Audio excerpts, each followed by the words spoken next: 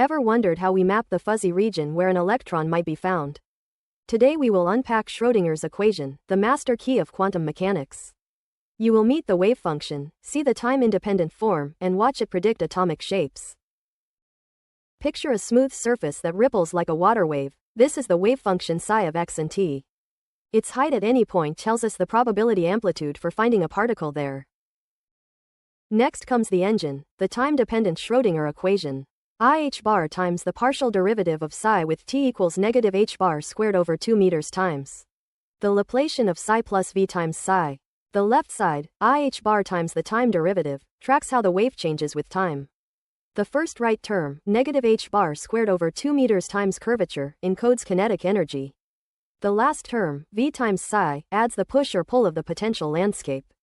Together they balance total energy while keeping probability conserved. To simplify, we often split psi into a space part phi of x and a time part t of t. Insert this product, divide both sides by phi t, and space separates from time. What remains is the time-independent Schrödinger equation. Negative h bar squared over 2 meters times the second derivative of phi plus v phi equals e phi. E is an energy eigenvalue. Only certain discrete values satisfy the boundary conditions. Imagine a one-dimensional infinite square well, zero potential inside, infinite walls at each end.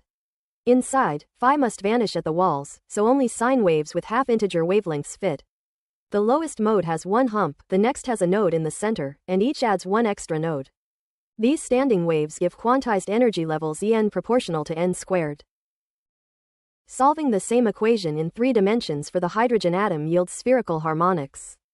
The familiar s, p, d orbitals are simply the allowed shapes of the electron wavefunction.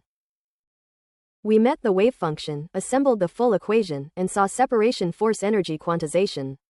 Schrödinger's equation lets us predict the quantum world, turning abstract waves into concrete probabilities.